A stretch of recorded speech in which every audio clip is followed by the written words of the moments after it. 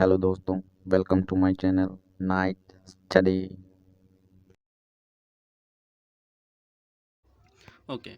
ये IGNOU BPSC 134 BA second year की पहले ब्लॉक की पहली यूनिट है, जिसमें आपका टॉपिक है यथार्थवाद। तो इसमें देखेंगे आप यथार्थवाद क्या है, और ये जो टॉपिक है अंतर्राष्ट्रीय राजनीतिक में आता है। अंतर्राष्ट्रीय राजनीति जिसने भी ले रखी है तो उसको ये टॉपिक पढ़ना पड़ेगा, यथार्थवाद। तो ये जो है DU में भी आता है, DU सेकेंड ईयर में। तो ये मत सोचिएगा कि खाली इग्नू वालों के लिए है, तो DU वालों के लिए भी है। तो चलिए देखते हैं कि यथार्थवाद होता क्या है। तो चलिए स्टार्ट करते हैं।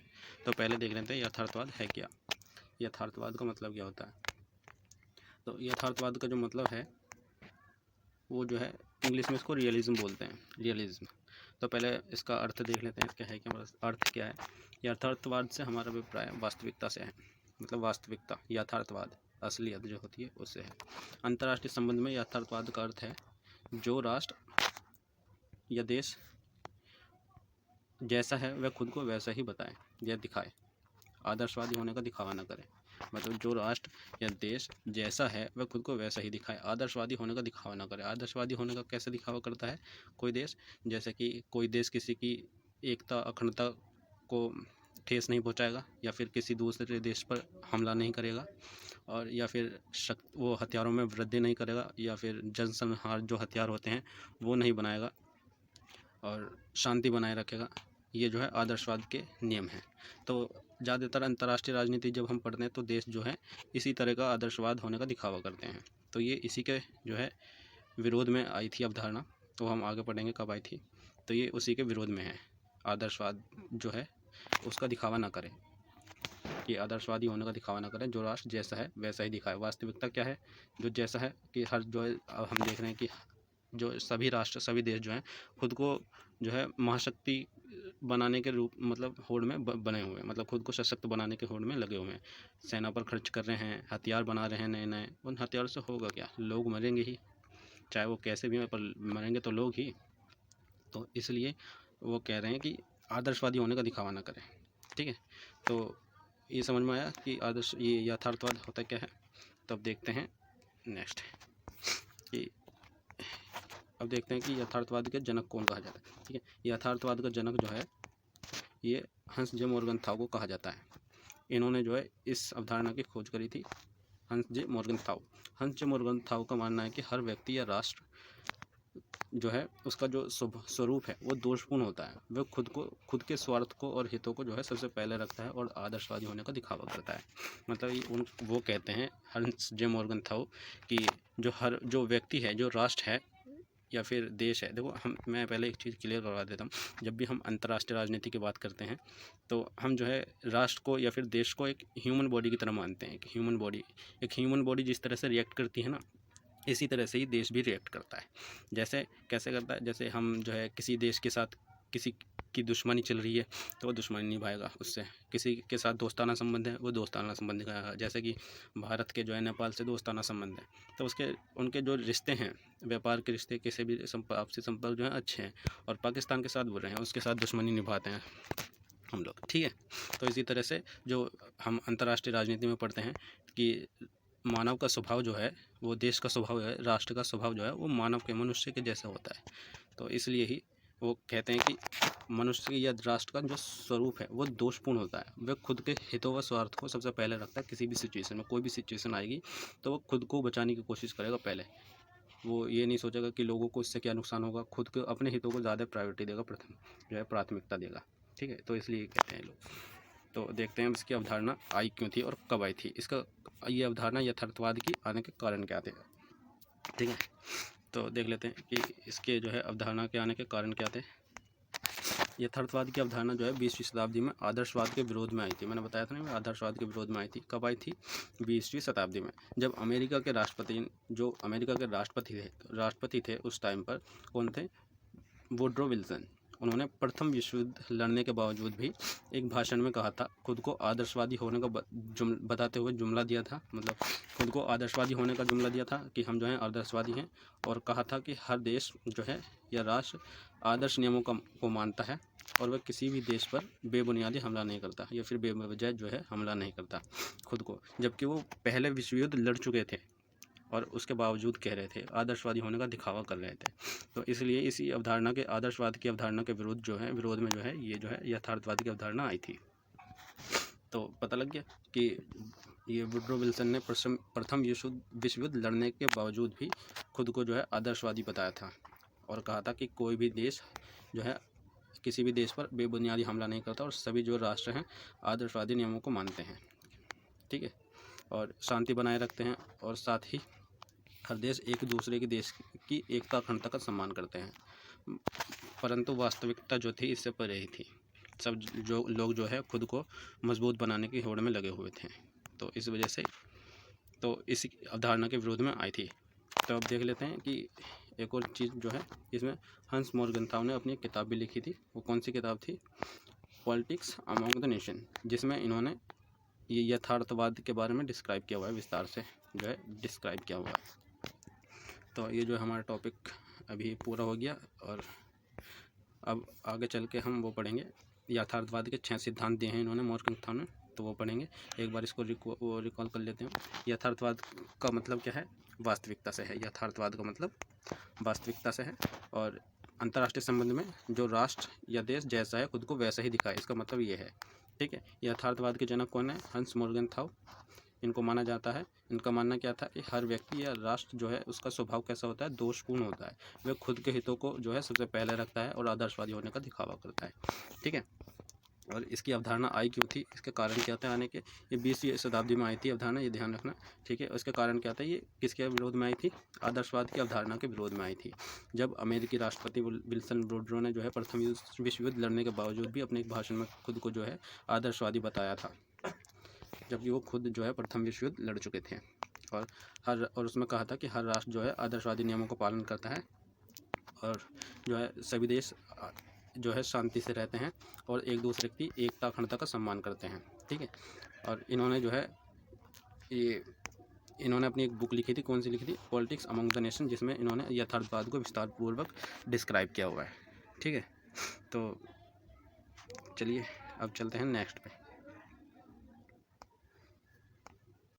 ओके, अब बात कर लेते हैं यथार्थवाद के 6 सिद्धांत के बारे में।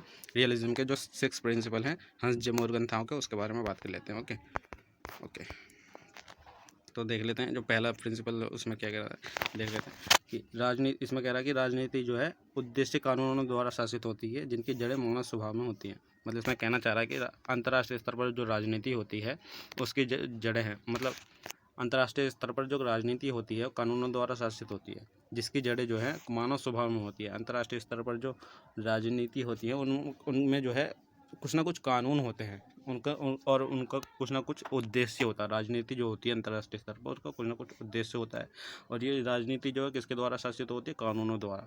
और इसकी जो जड़ें होती हैं वो मानव स्वभाव में होती हैं। मतलब जो कानून बनाए जाते हैं वो मानव की जो मतलब जो इंसान के द्वारा ही तो बनाए जाते हैं, इंसानी प्रवृत्ति के बनाए जाते हैं कानून जो है, ताकि किसी, जैसे कोई देश किसी पर हमला नहीं करेगा। और जितने भी नैतिक नियम, नैतिक सिद्धांत, नैतिक कानून हैं अंतर्राष्ट्रीय स्तर पर लागू होते हैं, जो यूएन द्वारा लागू किए जाते हैं, ये उन्हीं की बात कर रहा है, ठीक है।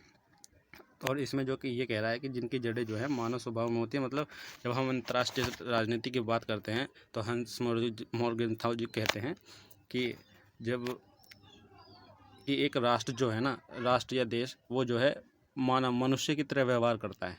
तो हम जो है अंतर्राष्ट्रीय राजनीति में एक देश को जो है एक ह्यूमन बॉडी मानते हैं और वो मनुष्य की तरह किस तरह से व्यवहार करता है, इसको किस तरह से साबित करेंगे हम, उसको इस तरह से देखेंगे हम कि जैसे कि किसी देश के साथ दोस्ताना संबंध है और किसी देश के साथ जो है उसी देश के मतलब उसके साथ किसी और देश के साथ दुश्मनी वाले संबंध हैं। जैसे कि हमारे इंडिया के देख लीजिए, इंडिया के जो है पाकिस्तान के साथ कोई अच्छे संबंध नहीं है, जिस तरह के नेपाल के साथ हैं। वो भी हमारा पड़ोसी देश है, वो भी हमारा पड़ोसी देश है। तो ये जो है, और फिर जो देश की नीतियाँ बनाई जाती हैं वो जो है किसके मनुष्य के द्वारा ही बनाई जाती है। किसी देश के संचालन के लिए जो देश खुद थोड़ी चल जाएगा, वो तो एक संस्थान है, वो है मतलब एक राष्ट्र ही तो है, वो खुद थोड़ी चलेगा। उसको चलाने के लिए भी जो दिमाग लगता है वो भी इंसान का ही लगता है। तो इसलिए हम कह सकते हैं कि देश जो है मानव प्रवृत्ति का होता है, मतलब मनुष्य की प्रवृत्ति का होता है। और उसके जो इस तरह के फैसले हैं जो मनुष्य के हित में लेता है, जैसे इस तरह के, जैसे किसी के साथ दोस्ताना संबंध है, किसी के साथ दुश्मनी वाले संबंध हैं, और फिर उसी के साथ दोस्ताना वो संबंध बनाता है, वो देश कोई भी देश हो किसी के उसी देश के साथ संबंध बनाता है अंतर्राष्ट्रीय स्तर पर, जिससे उसको फ़ायदा हो। ये जो है मतलब स्वार्थ वाला वो आ गया थोड़ा सा, ठीक है। तो इस तरह की जो प्रवृत्ति है ये एक मनुष्य की प्रवृत्ति होती है। तो इस तरह से हम कह सकते हैं कि जो अंतर्राष्ट्रीय स्तर पर जो देश होते हैं, मतलब राष्ट्र होते हैं, वो मानव स्वभाव के होते हैं, ठीक है। जिस तरह से वो व्यवहार करता है वो मानव की तरह, मनुष्य की तरह व्यवहार करता है, ठीक है। तो इसमें यही कहना चाह रहा पहले पॉइंट में। तो नेक्स्ट पॉइंट देख लेते हैं इसका। इसमें नेक्स्ट पॉइंट में कह रहा है कि अंतर्राष्ट्रीय संबंधों को शक्ति के संदर्भ में परिभाषित हित की अवधारणा से समझा जा सकता है। कैसे समझा जा सकता है हित की अवधारणा से शक्ति को? देखो, इसमें जो कहना चाह रहा है घुमा फिरा के इसमें जो है बताए गए हैं। घुमा फिरा के इसमें यूँ आते हैं क्योंकि जो है ये जो इंग्लिश का ट्रांसलेट वर्जन आता है ये, तो इसलिए हम घुमा फिरा के लगते हैं, ठीक है। तो इंग्लिश में अगर जब पढ़ेंगे हम तो वो ज़्यादा अच्छे से समझ में आएंगे, पर हम जो है हिंदी मीडियम के हैं तो फिर हमें हिंदी मीडियम में ही पढ़ना पड़ेगा ये।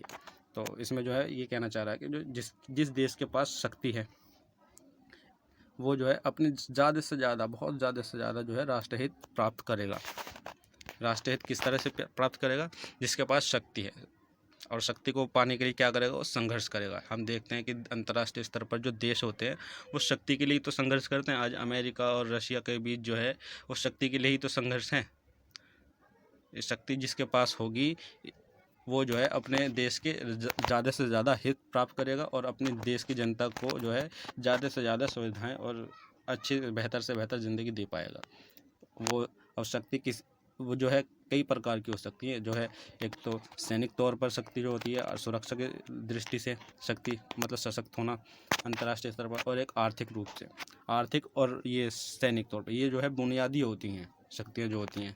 शक्तियाँ वैसे तो कई प्रकार की, राजनीतिक, आर्थिक, सामाजिक, सांस्कृतिक और सैनिक, पर जो बुनियादी होती है ना वो होती है, सबसे पहली जो होती है सुरक्षा की दृष्टि से सैनिक शक्ति, सैनिक रूप से सशक्त होना, ठीक है। और दूसरी जो होती है वो होती है आर्थिक रूप से, क्योंकि अगर जो हम सैनिक रूप से कमज़ोर होंगे तो कोई दूसरा देश आके हम पर हमला कर देगा, और जो हम आर्थिक रूप से कमज़ोर होंगे तो पिछड़े हुए होंगे तो हम अपना विकास नहीं कर पाएंगे, खुद में ग्रो नहीं कर पाएंगे, अपना राष्ट्रीय हित जो है प्राप्त नहीं कर पाएंगे। तो इस तरह से जो है इसमें जो कहना चाह रहा है कि शक्ति के संदर्भ में हित की अवधारणा को समझा जा सकता है, ठीक है। हित तो आई होप आपके ये समझ में आया होगा कि अंतर्राष्ट्रीय संबंध में जो है संबंधों में शक्ति के संदर्भ में हित की अवधारणा को किस तरह से समझाया हमने, ठीक है। और नेक्स्ट देख लेते हैं। ओके, अब देख लेते हैं इसका थर्ड पॉइंट में क्या कह रहा है। राज्य शक्ति के रूप और प्रकृति, समय, स्थान और संदर्भ में भिन्न होंगे लेकिन हित की अवधारणा जो है सुसंगत रहेगी। मतलब इसमें कहना चाह रहा है जी कि किसी भी राष्ट्र की, जब हम अंतर्राष्ट्रीय राजनीति की बात करते हैं तो जो शक्तियाँ जो होती हैं अंतर्राष्ट्रीय स्तर पर, जो शक्तियाँ होती हैं वो बदलती रहती हैं, पर जो हित होते हैं, हित की अवधारणा जो होती है किसी भी देश की, वो सुसंगत रहती है। देखो, शक्तियाँ तो अंतर्राष्ट्रीय स्तर पर बदलती ही रहती हैं, पर किसी भी राष्ट्र की, जब हम अंतर्राष्ट्रीय राजनीति की बात करते हैं तो उसकी जो है हित जो है वो सुसंगत रहते हैं। देखो, हित जो है वो दो प्रकार के होते हैं, मैं बाद में बताऊंगा अभी थोड़ी देर में। पहले हित को, वो शक्ति को समझ रहे हैं कि शक्तियाँ किस तरह से बदलती रहती है। देखो, शक्ति जो है इस तरह से बदलती है। देखो, आज जो है हम देखते हैं कि पूरे विश्व में जो है अमेरिका का वर्चस्व है, और हम जब अभी पीछे जाएँ, जब ना 19वीं शताब्दी 18वीं शताब्दी की बात करें, 19वीं शताब्दी की बात करें तो ब्रिटेन था वर्चस्व में। पूरे विश्व में किसका वर्चस्व था? ब्रिटेन का। जब हम उससे भी पहले जाएं तो उससे पहले जो था हम देखेंगे कि स्पेन और पुर्तगाल, इनका वर्चस्व था, ठीक है। तो हम देखते हैं कि जो शक्तियां हैं उस समय जो है स्पेन और पुर्तगाल पे थी, जो वर्ल्ड पावर थी, शक्तियाँ जो थे उनके पास थी सारी दुनिया की। तो और हम उससे आगे चलते हैं तो फिर ब्रिटेन के पास थी, और आज जो है अमेरिका के पास में। तो हम देख सकते हैं कि किस तरह से जो है शक्तियाँ बदलती रही हैं, और ऐसे में जो देश हैं उनके जो हित हैं वो सुसंगत रहें, वो नहीं बदलें। देखो, अब आते हैं हम हित जो है, देश के हित जो हैं वो सुसंगत रहें, वो बदल नहीं, वो जो है किस तरह से नहीं बदलें। अब हम देखते हैं। देखो, पहले मैं आपको समझा दूँ, जो हित जो होते हैं वो दो प्रकार के होते हैं। एक होते हैं नॉन चेंजेबल, और एक होते हैं चेंजेबल। चेंजेबल कौन कौन से होते हैं? जो बदल जाते हैं। वो किसी भी देश के जो है होते हैं, मतलब कि किसी देश के द्वारा उसकी जनता के द्वारा, मतलब उसकी जनता को जो है खुश रखना और उसकी जनता की न्यूनतम आवश्यकताएं पूरी करना किसी देश के द्वारा। कोई देश है, मतलब कोई देश है जब वो अपनी देश की जनता की न्यूनतम आवश्यकताएं पूरी करता है और जन कल्याणकारी कार्य करता है, और जितने भी अच्छे कार्य होते हैं, जो भी उनकी सुविधाजनक सुविधापूर्ण कार्य होते हैं वो सारे करता है। तो ये जो होते हैं ये एक ऐसे हित होते हैं जो चेंजेबल है, जो आज जो है हो रहे हैं, और आने वाले सालों में जो है हो सकता है कोई और सी सरकार आ जाए वो ना करे इस कार्य को। तो ये जो है ये चेंजेबल हित हैं। और जो नॉन चेंजेबल हित हैं, जो बदलते नहीं, कभी नहीं बदलते, किसी भी सूरत पे नहीं बदलते, वो कौन कौन से होते हैं? वो है जैसे सुरक्षा।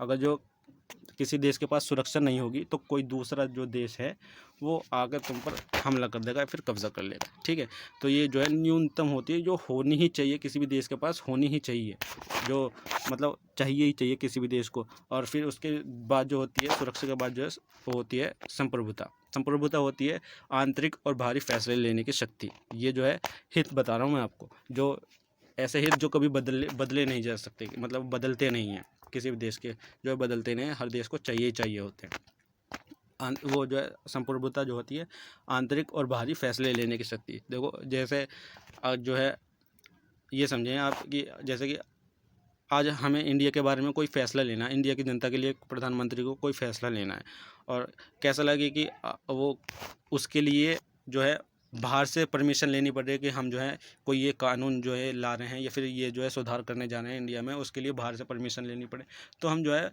एक तरह से बंध जाएंगे किसी में, हम स्वतंत्र तो हुए नहीं फिर। तो इस तरह से ही जब हमारे पास स्वतंत्रता ही नहीं रहेगी, आंतरिक और बाहरी फैसले लेने की शक्ति नहीं रहेगी, तो हम अपने राष्ट्रीय हित कैसे प्राप्त कर पाएंगे? तो इसमें जो है यही कहा गया है कि जो राष्ट्रीय हित जो होते हैं, जो दो प्रकार के होते हैं, चेंजेबल और एक नॉन चेंजेबल। चेंजेबल कौन कौन से? जैसे जन कल्याणकारी कार्य करना, सुविधाएं, जो जनता की न्यूनतम आवश्यकताएं पूरी करना, ये जो होते हैं ये चेंजेबल हित होते हैं। और जो नॉन चेंजेबल होते हैं वो जो सुरक्षा, सैनिक सुरक्षा होती है, और सैनिक रूप से आर्थिक होता, वो सैनिक रूप से मजबूत होना, ये हो गया। और एक सबसे मेन होती है इनमें जो संप्रभुता। ठीक है, संप्रभुता और सुरक्षा। किसी भी देश की अगर जो ये दोनों पास में नहीं है तो वो अपना जो है अपने देश के राष्ट्रीय हित जो है प्राप्त नहीं कर सकता है ज़्यादा से ज़्यादा।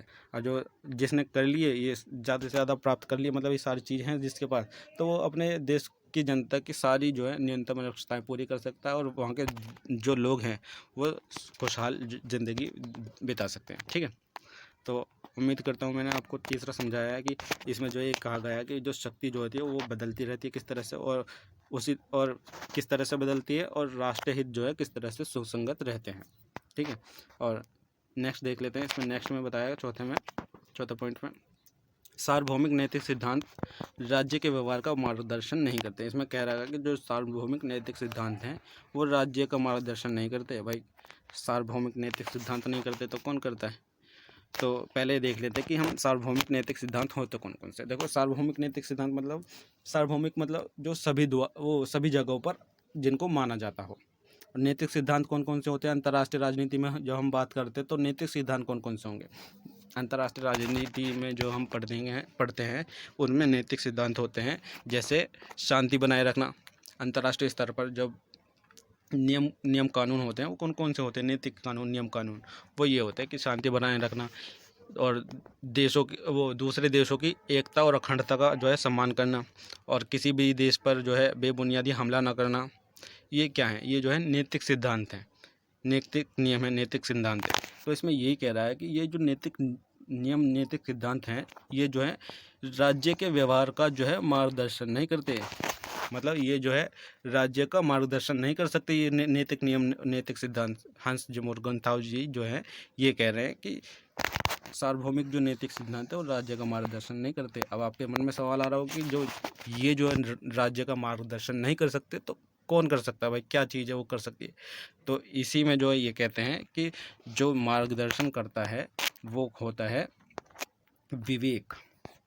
वो है विवेक। विवेक मतलब बुद्धि। इसमें जो है ये वर्ड दिया नहीं है इस लाइन में, पर ये देना चाहिए था उनको, ताकि स्टूडेंट को जो है डायरेक्टली समझ में आया है। पर ये जो है इसमें घुमा फिरा के दे रखा है, तो इस तरह से ही हमें पढ़ना पड़ेगा। तो इसमें जो है ये कहता है कि अगर जो कोई देश विवेक मतलब सूझबूझ और विवेक, इसमें ये बात कही गई है कि रुकिए कि सार्वभौमिक नैतिक सिद्धांत जो हैं वो राज्य का मार्गदर्शन नहीं करते, तो कौन करता है? विवेक यानी सूझबूझ। अगर किसी देश, जब कोई देश अपने सूझबूझ से, अपने विवेक से अपनी देश की विदेश नीति बनाता है या फिर देश की नीतियां बनाता है, तभी तो वो ज़्यादा से ज़्यादा ही अपने राष्ट्रीय हित प्राप्त कर पाएगा। जिस तरह से मतलब अगर जो उसे पता है कि मेरे जो है राष्ट्रीय हित किस तरह से प्राप्त होंगे, तो वो उसी तरह से ही जो है अपनी सूझबूझ लगाएगा, अपने दिमाग लगाएगा, अपना विवेक लगाएगा और अपने जो जिससे उसको फ़ायदा मिलेगा उस तरह की नीतियाँ बनाएगा वो अपने विवेक से, ठीक है। और अगर जो वो नैतिक नियमों के सिद्धांतों में उलझा रह गया, तो वो अपने राष्ट्रीय हित कैसे प्राप्त कर पाएगा? देखो ये जो जितने भी प्रिंसिपल हैं, ये रियलिज्म के जितने भी प्रिंसिपल हैं, 6 प्रिंसिपल, ये जो है इसी बात पर जोर देते हैं कि हम जो है किस तरह से राष्ट्रीय हित जो है प्राप्त कर सकें अपने।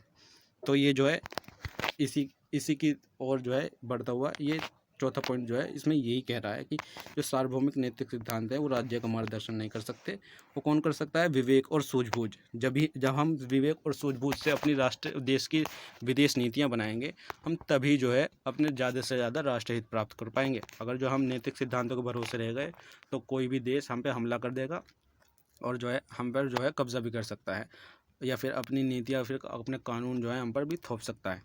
तो हम जो है हमारी स्वतंत्रता ही नहीं रहेगी, तो हम किस तरह से हम अपने राष्ट्रीय हित प्राप्त कर पाएंगे? या फिर हम यही कहते रहेंगे कि शांति बनाए रखो, शांति बनाए रखो, नैतिक सिद्धांतों का पालन करते रहेंगे, और उस पर पता लग रहा है कि सामने और दूसरा जो है हमारा दुश्मन जो है वो हम पर हमला कर दे। तो हम इसमें यही कहना है कि जो सार्वभौमिक नैतिक सिद्धांत जो हैं वो जो है राज्य का जो मार्गदर्शन नहीं कर सकते हैं। वो कौन कर सकता है? वो है इंसान की सूझबूझ, जो उस देश को चला रहा है उसका विवेक, सूझबूझ, वो ही जो है राज्य का मार्गदर्शन करते हैं, ठीक है। आई होप कि आपको ये जो है पॉइंट समझ में आया हो। अब देख लेते हैं दूसरा पॉइंट। ओके, नेक्स्ट जो है 5th पॉइंट जो है ये देख लेते हैं। इसमें जो है कह रहा है कि नैतिक सिद्धांतों की कोई सार्वभौमिक रूप से सहमत अवस्था नहीं है। नैतिक आकांक्षाएं एक विशिष्ट राष्ट्र के लिए जो है विशिष्ट हैं। मतलब इसमें कहना चाह रहा है, इसमें भी जो है बहुत ज़्यादा घुमा फिरा के दिया गया है कि जो इसमें कहा गया है कि जो नैतिक सिद्धांत हैं, जो उनकी जो है सार्वभौमिक मतलब सभी जगह सहमति नहीं है। इसमें जो है ये कहना चाह रहा है कि अगर किसी देश ने बिना नैतिक सिद्धांतों का पालन किए हुए भी अपने राष्ट्रीय हित को प्राप्त कर लिया है, तो बस वही जो है बेस्ट है। कोई भी देश जो है अपने राष्ट्रीय हित को और जो प्राप्त कर लेता है, पर ये मैटर नहीं करता उसमें कि वो उसने किस तरह के हथकंडे अपनाए हैं, चाहे वो नैतिक सिद्धांतों का पालन करके अपने राष्ट्रीय हित को प्राप्त किया हो, या फिर अनैतिक सिद्धांतों का पालन करके जो है अपने राष्ट्रीय हित को प्राप्त करा हो। पर राष्ट्रीय हित को तो प्राप्त कर लिया उसने, अपने देश को जो है सर्वोपरि रख लिया उसने। तो इसलिए जो है ये कह रहे हैं कि जो देश है या फिर राज्य है वो किस तरह से अपने राष्ट्रीय हित को मतलब अपने राष्ट्रीय हित जो है प्राप्त करता है, पर उसमें ये मैटर नहीं करता कि उसने अपने राष्ट्रीय हित प्राप्त करने के लिए किस तरह के हथकंडे अपनाए। जो इसका एग्जांपल है वो इस तरह से मैं आपको बताता हूँ, जैसे कि हिटलर था। हम सभी जानते हैं जो हिटलर जो है एक क्रूर शासक था। वो जो है उसने जो है कई देशों पर आक्रमण करे और नरसंहार भी करा है, पर वो जो है दुनिया के लिए बुरा होगा, पर वो अपने देश के लिए, जर्मनी के लिए वो एक महात्मा है, जर्मनी के लोगों के लिए, क्योंकि उसने अपने देश के अपने जो राष्ट्र हैं, अपने देश के जो हित हैं, राष्ट्रीय हित हैं, नेशनल इंटरेस्ट है, उनको जो है फुलफिल कराए। पर और हम देखते भी हैं कि उसने किस तरह के हथकंडे अपनाए हैं। ये मैटर नहीं करता, क्योंकि हम सभी जानते हैं उसने किस तरह के, वो एक क्रूर शासक था, लोगों को मारता था और बहुत ही बड़े पैमाने पर उसने जो है नरसंहार करा था। हम सब जानते हैं ये गलत रास्ते थे, अनैतिक जो सिद्धांत थे उनका पालन करा था उसने, और इस तरह से उसने जो है अपने राष्ट्रीय हित को फुलफिल करा। तो हंस जे मोर्गन था इसमें यही कहते हैं कि कोई भी देश अगर जो अपने राष्ट्रीय हित को प्राप्त कर लेता है, तो वो जो है अपने जो है मतलब राष्ट्रीय हित को प्राप्त कर लेता है, तो वो जो है एक शक्तिशाली और वो जो है एक विकसित और डेवलप्ड देश है उनकी नज़र में, ठीक है। और ये मैटर नहीं करता कि उसने राष्ट्रीय हित प्राप्त करने के लिए किस तरह के हथकंडे अपनाए हैं। ठीक है, चाहे वो नैतिक करे, चाहे जनसंहार करे, चाहे कुछ भी करे, पर अपने जो है राष्ट्र हित जो है उनको सुरक्षित जो है उनको मतलब सुसंगत रखा है उसने, उनको कुछ नहीं होने दिया अपने देश के लोगों को। भले ही और देश के पूरी दुनिया के लिए क्रूर शासक रहा हो हिटलर, पर जो अपने देश के लिए जो है अपने देश के लोगों के लिए तो वो महात्मा ही है। क्यों? क्योंकि उसने अपने राष्ट्रीय हित को, अपने देश के हित को जो है नेशनल इंटरेस्ट को जो है फुलफिल करा है। ठीक है, आई होप आपको ये समझ में आया होगा कि इसमें कहना क्या चाह रहा था। अब देख लेते हैं इसका जो है नेक्स्ट और लास्ट पॉइंट जो है राजनीतिक क्षेत्र स्वायत्तता का अर्थ है कि अंतर्राष्ट्रीय राजनीति में महत्वपूर्ण प्रश्न ये है कि यह नीति किस राष्ट्र के लिए कैसे प्रभावित करती है। मतलब इसमें कहना चाह रहा है कि अगर किसी देश, मतलब इसमें मोटा मोटा ये कहना चाह रहा है कि अगर किसी को जो है स्वायत्तता, क्षेत्र स्वायत्तता, राजनीतिक क्षेत्र स्वायत्तता नहीं मिलेगी। क्षेत्र स्वायत्तता होता है खुद की वो मतलब खुद की सरकार चलाने की सत्ता। अगर किसी के मतलब जब तक किसी देश को स्वतंत्रता नहीं मिलेगी पूर्ण रूप से, अगर किसी देश पर कब्जा है तो वो जो है अपने राष्ट्रीय हित को प्राप्त नहीं कर सकता। जैसे कि हम जो है वो गुलाम थे ब्रिटेन के, जब तक हम गुलाम थे, जब तक हम अपने राष्ट्रीय हित को प्राप्त नहीं कर सकते थे, क्योंकि हम पे किसी और का कब्जा था। हमें जो है क्षेत्रीय स्वायत्तता नहीं मिली हुई थी उस टाइम पर कि हम जो है खुद की सरकार चला सकें, ऐसी सत्ता नहीं मिली हुई थी। तो इसमें जो है यही कहना चाह रहा है कि जो है कि किसी भी देश को जो है अगर जो अपने राष्ट्रीय हित प्राप्त करने हैं तो उसको जो है सबसे पहले हमें क्या करना पड़ेगा, क्षेत्रीय राजनीतिक स्वायत्तता देनी पड़ेगी, राजनीतिक क्षेत्र स्वायत्तता देनी पड़ेगी, ताकि वो अपने राष्ट्र के मतलब देश के राष्ट्रीय हित जो होते हैं उनको जो है प्राप्त कर सके। तो ये इसमें जो है क्षेत्र स्वायत्तता की बात करता है छठे पॉइंट में। तो ठीक है, आपके जो है ये पॉइंट मतलब ये जो है ख़त्म हो गए हैं। नेक्स्ट वीडियो जो है लाएंगे जो है उसमें जो है ये यथार्थवाद और नव यथार्थवाद को जो है बताया जाएगा। आई होप आप सबकी ये समझ में आया हो। Okay, bye.